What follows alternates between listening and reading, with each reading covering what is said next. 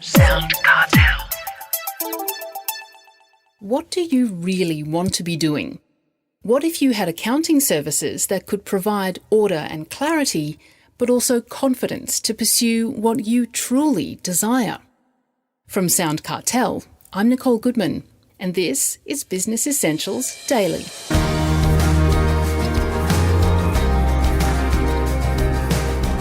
Andrew van der Beek normally spends his working life offering professional services to accountants and bookkeepers. But there are lessons for all of us in his own interesting journey to success.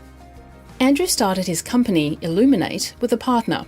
His partner eventually left to pursue other interests, and it was then, when he became sole boss, that Andrew started asking some fundamental questions about what he and his business really stood for.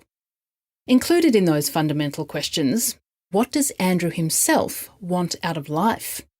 In fact, Illuminate poses a similar golden question to their clients. What would you do if you could wake up in the morning and do anything? Anything at all, no holds barred. In Andrew's case, the answer is a long way from accounting. But, as he tells Chris Ashmore, working out who we are and what we stand for, our authentic selves, are important. In business, they're our greatest competitive advantage. I think the biggest differentiator, the biggest power, the biggest thing that can separate you from anyone else is your authenticity. It's who you actually are, like what actually makes the person that you are, but not just the person, but the business that you have as well. Like, what does this business stand for? Why is it there? How do you go about communicating that? How do people know what you stand for? And then as a result of that, you're not trying to compete on anything that anybody can also compete on, because anybody can use technology or niching on education, but no one can be you. No one can really be that person that has those interests and talks that way and communicates and connects that way. So I think if you can embrace that in a way, you're going to find it becomes much easier to find the right type of clients and do the right type of work that you want to. Can you tell me a bit about your background and your catharsis, I suppose, a few years ago when you bought your business partner out?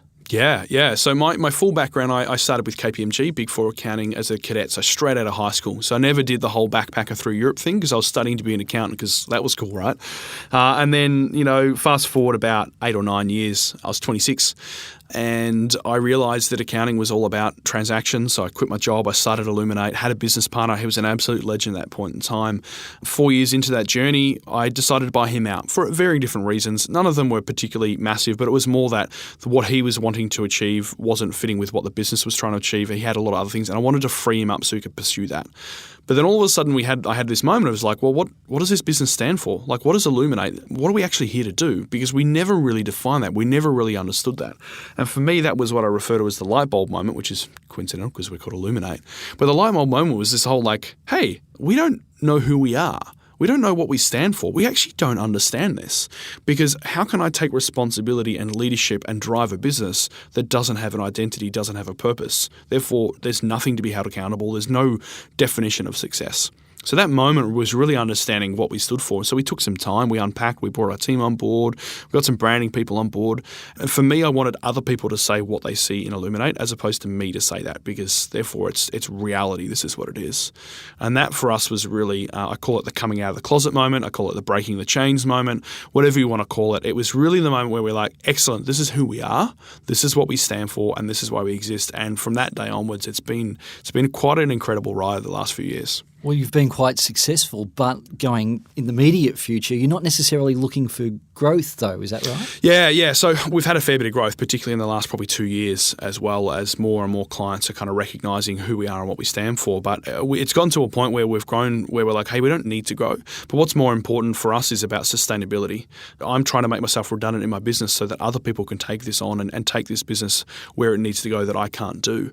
So we really need to look at and say, well, what are the things we have to have in place that ensures this business can stand the test of time, that it continue to go forward, it continues to push the boundaries, thinks differently, does things differently, embraces the modern approach to business, accounting and life, but in a way that it's not a flash in the pan. And that's really systems, processes. It's really ensuring that just because things might boost our egos or look really good in the media, like those are really cool, but like what are we actually trying to achieve here? And are we actually getting to the point where we can kind of say, yeah, we've had a good year, we've actually achieved those things.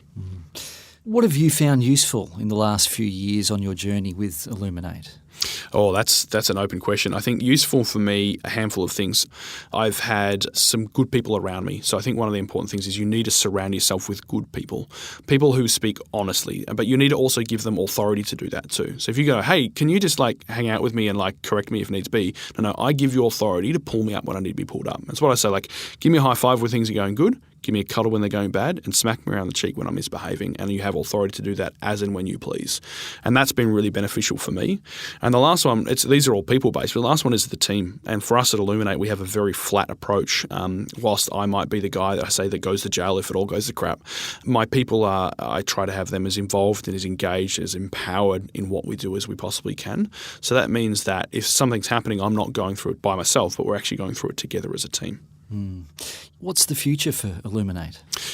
Oh, the future of Illuminate involves a whiskey bar. So I haven't answered that. So my dream is to open a whiskey bar. So Illuminate, our whole purpose, why we exist, is that we want our clients to get out of bed every day and devote their time to what they value the most. And then we have a golden question that says, if you could do one thing tomorrow morning, regardless of time, money, or location, with no restrictions at all, when you get out of bed, what would you do? And some people can't answer that because we feel like I can't be selfish. But for me, I'd open a whiskey bar. So the whole goal with Illuminate is making myself redundant. So what does the future of Illuminate look like? I think we're going to continue to push the boundaries in terms of what we do. But it's really about trying to bring the right people on board so we have a business that doesn't require any one person to lead it. Taking that real flat approach or that weak link approach to running a business that allows me as the business owner kind of step and pursue things I'm passionate about, but additionally ensures that our clients are kind of achieving those things as well. So the future is to some extent unknown. If I had to define it, then I'd probably find a real quick way to try and break the rules and change it as well. But it's definitely about building sustainability. It's definitely about working with people that want to do good and do better, and ensuring that we're doing that in a way that grows our people and ensures that future success of these clients and our business is paramount. Well, for any businesses that are struggling to grow or struggling to survive, do you have any tips for them? Yeah, absolutely. One of the things that I've probably learned and unpacked a little bit over the last kind of 12 to 18 months, I'll attribute to Cameron Schwab, who does a fantastic design CEO leadership stuff. So I highly recommend having a look at that. And what it is just asking 4 questions. So question number 1 is, what does winning look like? Or what does success look like? What does that actually look like?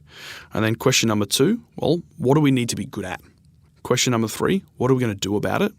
And then question number 4, how will we know? So I think if you're not asking those questions and actually unpacking that, you actually don't know whether you're struggling or not, because you've got nothing to gauge that against. So firstly, set that parameter of what are you trying to achieve and making sure you're going from there. The second thing, and I'll selfishly go back to what Illuminate is ask yourself, what do I want to do with my life? If I could do one thing tomorrow morning, regardless of time, money, or location, with no restrictions at all, when I get out of bed, what would I do? And answer it honestly. It might be something like I'd go for a surf, or it could be a massive holiday, or it could be focusing on this or that. But once you've answered that, then you know what your business should be heading towards. And I think the last one is surrounding yourself with quality people. Business is incredibly lonely, and often we feel like we're going through it by ourselves, whether we've got a spouse or a business partner or those kind of things. But the more people we can surround ourselves in and have open, vulnerable, transparent conversations, the more we're going to learn from that and hopefully be able to go and implement some of those things within our business. One of the most common questions I ever get asked by our clients, and we work predominantly with businesses, is, so is my business doing okay? Most people are really good at digging holes, but not particularly good at understanding business. And that's not a bad thing. Just because you run a business doesn't mean you have to be a master of it. But you need to make sure you've got the people on board who can do the skill set that you don't have. That was Illuminate's founder and head of purpose, Andrew van der Beek.